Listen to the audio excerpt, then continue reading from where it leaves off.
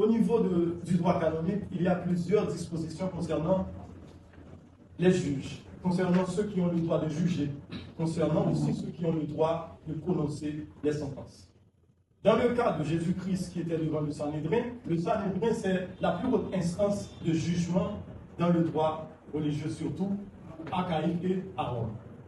Mais il y avait une organisation judiciaire comme notre organisation qui est inspirée de la loi romaine.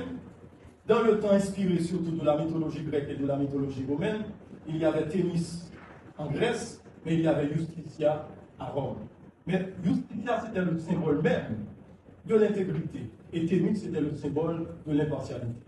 Arrivé devant le Sanhédrin, Jésus-Christ, comme il avait une vie, mais dans la Bible, on parle aussi dans les évangiles selon Matthieu, selon Jean, selon Luc, il y a un récit concernant cette accusation et son apparition devant le tribunal, devant le Sanhédrin, qui était composé à l'époque de 71 juges. Ces juges, ils avaient quoi comme responsabilité?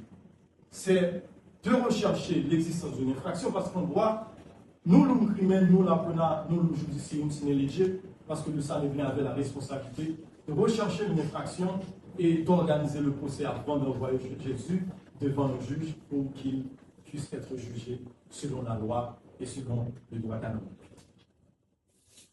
Dans la nuit à Jérusalem, l'histoire, surtout la science juridique, nous rappelle que Jésus-Christ était accusé, c'était la nuit. Et c'est aujourd'hui cette procédure en habeas corpus que nous entendons souvent tous à la radio. Quand on vous juge, on n'a pas le droit d'arrêter après 6 heures, sauf s'il s'agit d'un flagrant délit. Dans le cas de Jésus-Christ, on cherchait devant le Sanhédrin à trouver une accusation, un témoignage. Et c'est pour cela, en arrivant devant le Sanhédrin, l'un des Sadducéens et des pharisiens a posé une question à Jésus-Christ. Est-ce le roi des Juifs? Il a répondu, il n'a pas répondu, il a gardé le silence.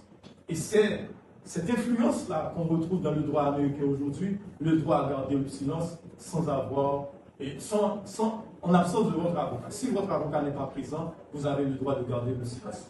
Mais à l'époque, au 1er siècle, il n'y avait pas ce droit à l'assistance d'un avocat. Parce que devant le Sanhédrin, c'était le crime, blasphème par exemple.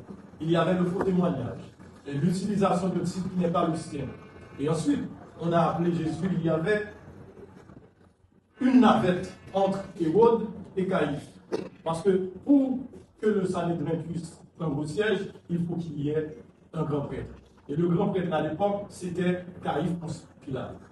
Mais arrivé devant Ponce Pilate, parce que le Sanhédrin avait accusé Jésus-Christ avec toutes les infractions que s'impose, dans les évangiles selon Jean, il y a ce côté emblématique dans le procès de Jésus-Christ, et cette navette qu'on a imposée et on a pensé, on a exposé surtout par rapport aux accusations.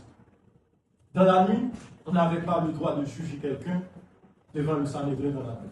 Et c'était le cas pour Jésus-Christ, et on le dit, surtout à l'âge de 33 ans, il s'est présenté dans la nuit, peut-être dans le calendrier de notre ère. On dit que ça pourrait être entre le 7 ou le 8 avril dans la nuit. Donc ça, c'est l'histoire. Mais dans la christologie, cette conception sur les infractions, sur l'accusation de Jésus et sur son interrogation a une importance particulière. Parce que cette ferveur faisait fier, surtout à Jérusalem. Et Ponce Pilate, il ne pouvait pas quand même condamner Jésus, et il a envoyé l'accusé devant le roi Hérode. Et à l'époque, parce que le roi Hérode commandait à Galilée. Et Galilée, il y avait une juridiction, c'était la compétence territoriale.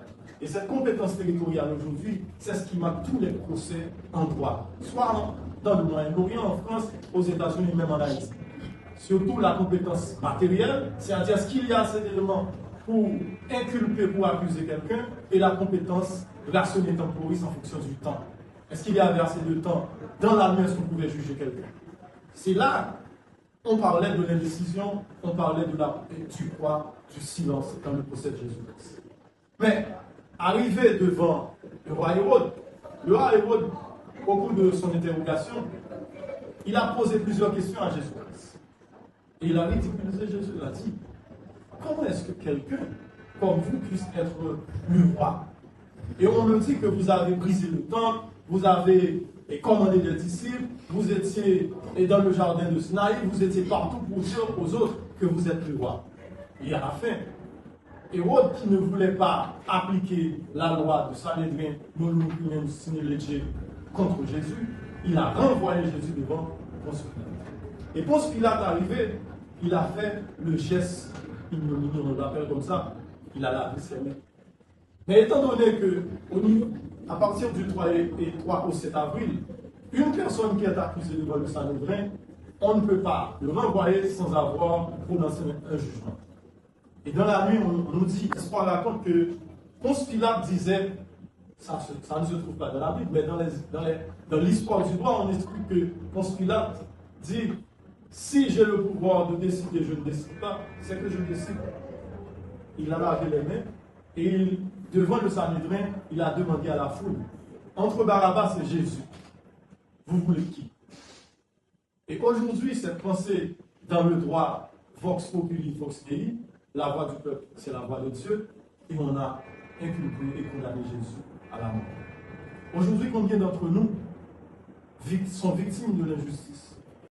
Je vous invite donc à parler, à décider et à combattre l'injustice.